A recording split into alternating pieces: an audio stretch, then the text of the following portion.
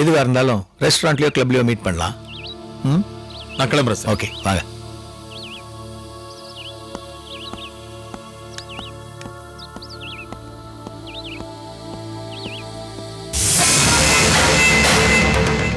என்ன ரம்யா பண்ணிட்டு இருக்க? சொந்த வீட்டுக்குள்ளாரே ஒட்டு கேட்கறியா? என்னங்க நீங்க? நான் தற்செயலா வந்தேன். எனக்கு என்னமோ நீ தற்செயலா வந்த மாதிரி தெரியலையே. இங்க பாரு ரம்யா, எனக்கு இதெல்லாம் பிடிக்காது. அப்பா 1000 பேர்கிட்ட பேசிட்டு இருப்பாரு, அதெல்லாம் நாம கேட்கறது அநாகரிகம். என்னங்க நான் தற்செயலா வந்தேன்னு சொல்லிட்டு இருக்கேன். என்னப்பா அங்கே ஆர்குமெண்ட்டு? ஒன்றும் இல்லைப்பா. ரம்யா, நீ மாடிக்கு போ.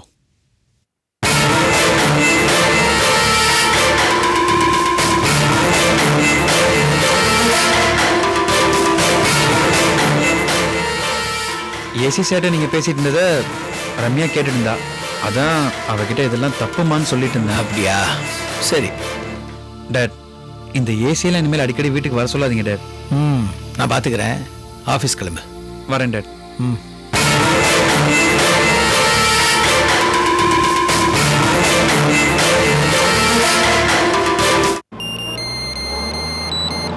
ஹலோ ரம்யா, நீ எங்க இருக்க? ஆஃபீஸ் வந்துட்டே இருக்கேன் ஷியாமண்ணா. வா வா வா வா வா, கரெக்டான டைம் தான் வரேன். இப்படி நான் அக்காட்ட பேச போறேன், சீக்கிரம் வா. ம் சரி, பை.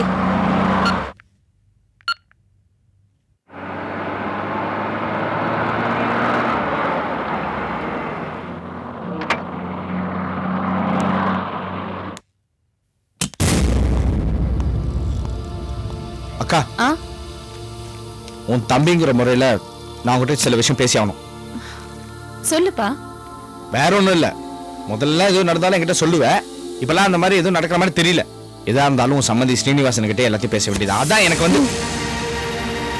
என்ன சொல்ல வர? நான் இப்போ உங்ககிட்ட என்ன பேசல? அன்னைக்கு இப்படிதான் அந்த 10 லட்சம் ரூபாய் விஷயத்துல என்ன ஏதுன்னு கேட்டதுக்கு ஒழுங்கா கூட என்ன பார்த்து நீ பதில் சொல்லல. இப்போ அந்த கார்த்திக் ஏதோ கிரானைட் ஃபேக்டரி ஆரம்பிக்கணும்ங்கிறதுக்கு நீ எதுக்கு உன் ப்ராப்பர்ட்டி எல்லாம் பிளேஸ் பண்ணி நீ வந்து அவனுக்கு ஹெல்ப் பண்ண? அதுல நிறைய காரணம் இருக்கு. இப்படிதான் எது சொன்னாலும் காரணம் இருக்கு, அது இதுன்னு அப்புறம் சொன்னா கரெக்டா இருக்கும். ஏ ஏ ஏ இவ்ளோ ஏ இவ்ளோ அர்த்தம் இருக்கு. நீ என்ன பேசிட்டே போற? புரிஞ்சுக்க முடியாது. உன்னை புரிஞ்சுக்கிறதுனால என்ன ரெண்டு பேரும் அவ்வளவு கோவமா இருக்கீங்க? காரசாரமா வாக்குவாதம் போயிட்டு இருக்கு. வாமா வா, நீ தான் பாக்கி. இவன் பங்குக்கு என்ன கேள்வி கேட்டுட்டான், இப்ப நீ கேளு. நான் ஒண்ணும் உன்னை கேள்வி கேட்கறதுக்காகலாம் வரல, ஒரு முக்கியமான விஷயம் சொல்லிட்டு போலான்னு வந்தேன். சொல்லு. எங்களுக்காக பாடுபடுறக்கா, எந்த பிரச்சனையும் மாட்டிக்க கூடாதுன்னு சொல்றதுக்காக தான் இப்ப அவசரமா ஓடி வந்திருக்கேன்க்கா. என் மாமனார் ஸ்ரீனிவாசனும் அந்த ஏசியும் அடிக்கடி மீட் பண்ணிக்கிறாங்க, என்னென்னவோ பேசிக்கிறாங்க. அவங்க பேசும்போது உன் பேரும் அடிப்படுது. இருக்கலாம், உன் மாமனாரும் ஏசியும் நல்ல ஃப்ரெண்ட்ஸ், பேசும்போது கேஷுவலா என்ன பத்தி கேட்டிருக்கலாம். அக்கா இல்ல, எனக்கு அப்படி தோணல. ரம்யா, உன் மனச வீணா போட்டு குழப்பிக்காத. ரெண்டு பேரும் ஒரு விஷயம் நல்லா புரிஞ்சுக்குங்க. நான் என்ன பண்றேன்னு எனக்கு தெரியும். ஓகே, ஏதோ என் மனசுல பட்டதை சொல்லணும்னு தோணுச்சு, சொன்னேன். பைஷானா இப்ப சாப்பிடுறியா? தேங்க்ஸ்க்கா. ரம்யா. அக்கா, எதுக்கு ரம்யா கிட்ட சத்தம் போடுற? இல்ல, அவ சொல்றது நியாயமா தான் படுது. நீ இந்த ஸ்ரீனிவாசன் 100% நம்பிட்டு இருக்க பாத்தியா? அது சரியான முட்டாள்தனம். நான் ஸ்ரீனிவாசன் 100% நம்பல. கரை ஏறினதுக்கு அப்புறம் படகு சுமந்துட்டு இருக்கிற ஆள் நான் இல்ல. நான் இப்பதானே சொன்னேன் ஷாம், நான் என்ன பண்றேன்னு எனக்கு நல்லாவே தெரியும். போதும்க்கா, போதும்.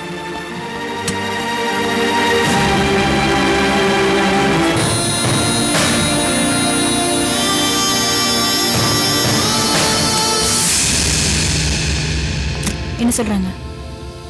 அக்கா எந்த விஷயத்தையும் சொல்ற மாதிரி தெரியல. அவங்க போக்கே சரியில்லை. அப்புறமா போய் உட்காந்து பக்குவமா பேசிப்பாரு. என்னத்த பக்குவமா பேசுறது? ஆர்கே நடுத்தரு கொண்டு வரேன்னு நம்மள நடுத்தரு கொண்டு வந்துருவாங்க போல இருக்கு. அப்படிலாம் ஒன்றும் ஆகாது, கவலைப்படாத. சரி, இது இப்படியோ உன் மாமனாரோட நடவடிக்கைகள்லாம் கொஞ்சம் கவனமாக பாரு. ம் சரி. வா.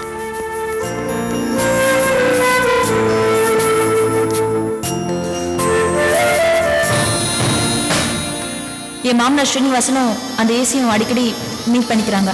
அவங்க பேசும்போது உன் பேரும் அடிப்படுது. நீ போ, நான் போய்க்கிறேன். பார்த்து போயிட்டு வா. ம்.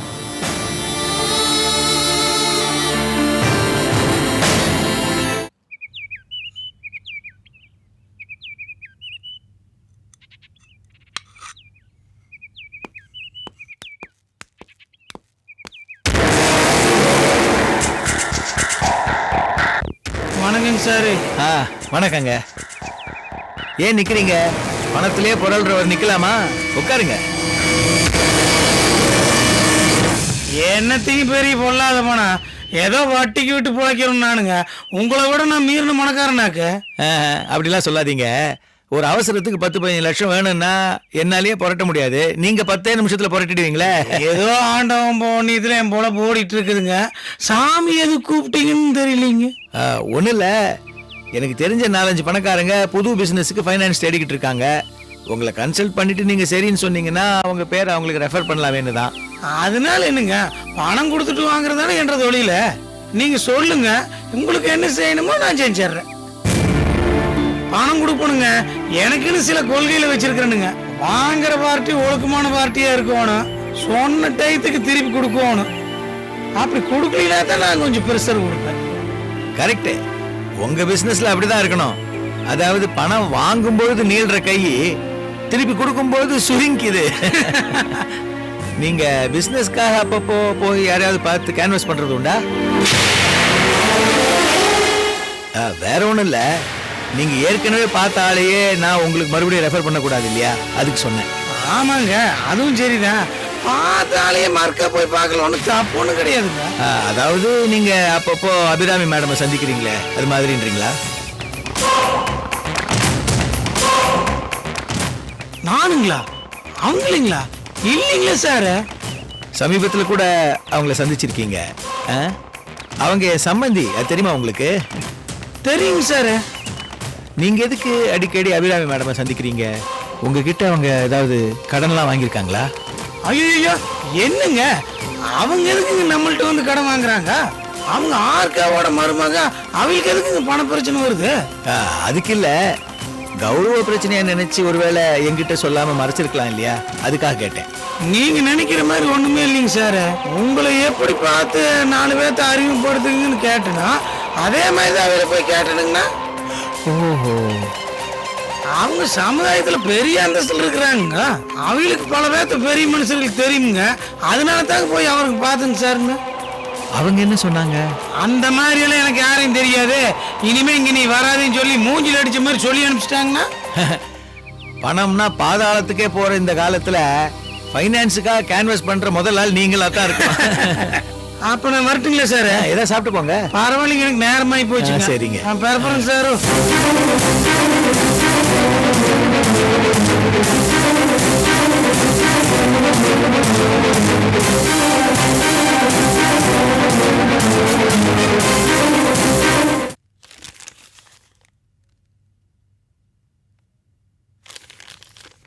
Good morning sir. வாங்க உட்காருங்க.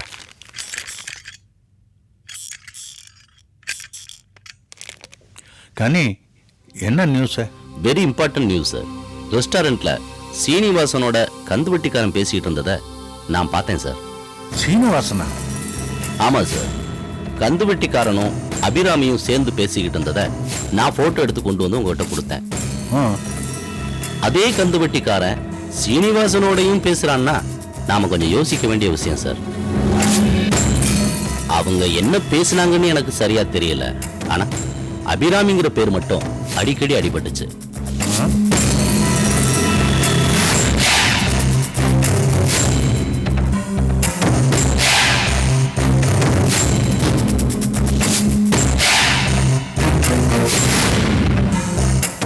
சார், இந்த சந்திப்பு எனக்கு சாதாரணமா தெரியல. எஸ், ஒரு விஷயம் புரியுது. நாம யாரையும் நம்பல, நம்பவும் கூடாது. சீனிவாசனும் அபிராமியும் ரிலேஷன்ஸ் சில விஷயங்களை எக்ஸ்சேஞ்ச் பண்ணிக்கிட்டாங்க. That's all. உங்க ஒர்க்கை நான் அப்ரிஷியேட் பண்றேன். அபிராமி மேல மட்டும் இல்ல, சீனிவாசன் மேலையும் ஒரு கண்ணை வச்சுக்குங்க.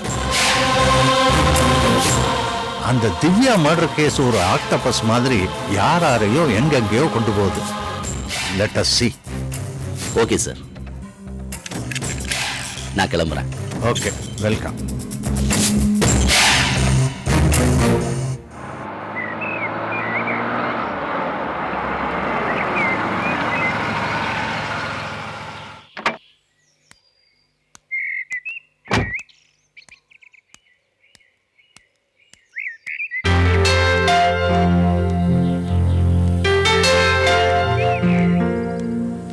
வாங்க சம்பந்திமா.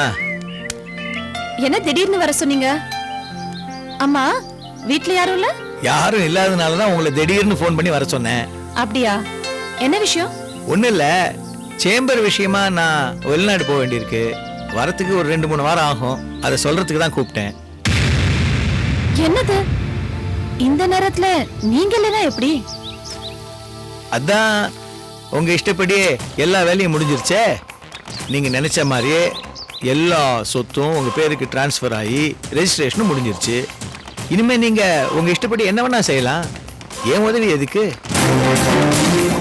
இப்பதான் எனக்கு உங்க உதவி தேவை. மகனை வீட்டு விட்டு அனுப்பும் போது அப்பா இல்லாம பாத்துக்க வேண்டியது உங்க கையில தான் இருக்கு. என்ன சொல்றீங்க? சேம்பர் விஷயமா நீங்க அப்ராட் போறதுக்கு பதிலா ஆர்கேவை அனுப்ப முடியுமா? கொஞ்சம் யோசனை பண்ணுங்க. நான் என்ன சொல்றேன்னா, கார்த்திக் என் விஷயத்துல ரொம்ப ஃபாஸ்டா இருக்கான். அவன் ஆர்கே கிட்ட ஏதாவது சொல்றதுக்கு முன்னாடி ஆர்கேவை எப்படியாவது வெளியூருக்கு அனுப்பிச்சிடுங்க. அவர் போனதுக்கு அப்புறம் கார்த்திகோட பல்ல புடுங்கிறது ரொம்ப சுலபமாயிடும். கார்த்திகை நான் ஒட்டுமொத்தமா அந்த வீட்டுல இருந்து வெளியில அனுப்பும்போது நீங்க எனக்கு பக்கபலமா இருக்கணும். தானா வந்திருக்கிற இந்த சந்தர்ப்பத்தை நம்ம நழுவ விட்டுறக்கூடாது. இருக்க வேண்டியவர் நீங்க, இருக்க கூடாதவர் ஆர்கே. ஸ்ரீனிவாசன் சார், நீங்க என்ன பண்ணுவீங்கன்னு எனக்கு தெரியாது. எப்படியாவது ஆர்கே வெளியூருக்கு அனுப்புற வழியை பாருங்க. நல்ல யோசனை தான்.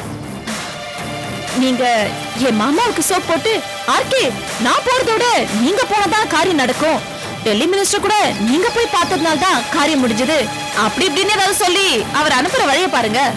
உங்க ஸ்டைல்ல பேசினா அது கண்டிப்பா நடக்கும். என்ன சொல்றீங்க? நீங்க சொல்றது சரிதான். ஆர்கே அனுப்பிச்சிட்டா தான் நல்லது.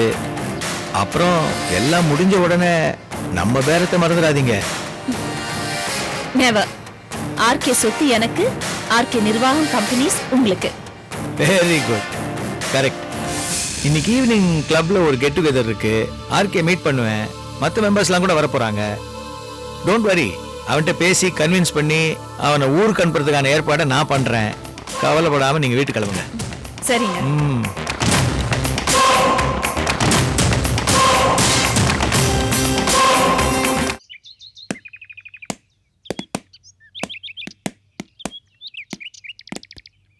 என்ன விஷயம் சார்?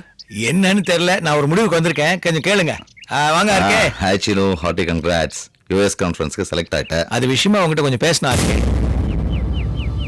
எனக்கே தெரியாம ரொட்டேஷன் பேசிஸ்ல நான் போறதுக்கான ஏற்பாடு நடந்துருச்சு.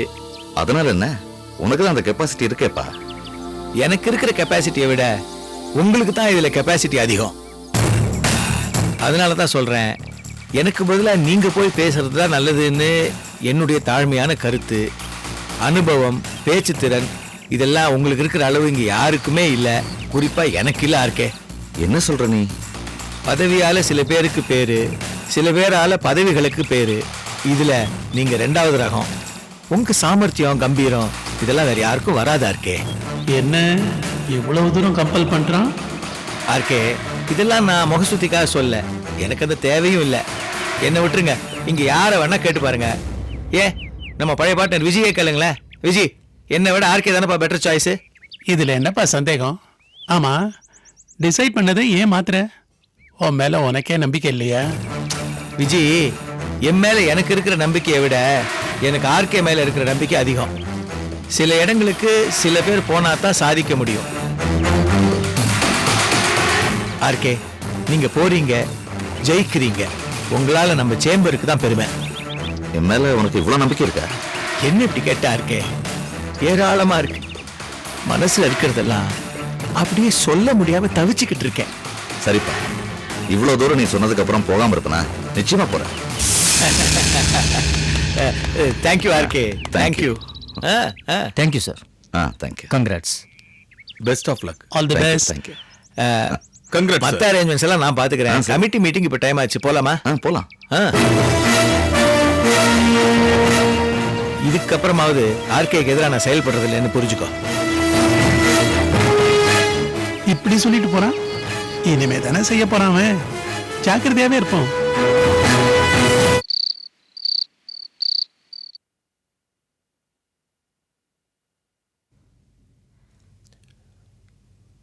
இந்தாங்க. வாமா உட்காரு. பரவாயில்லைங்க.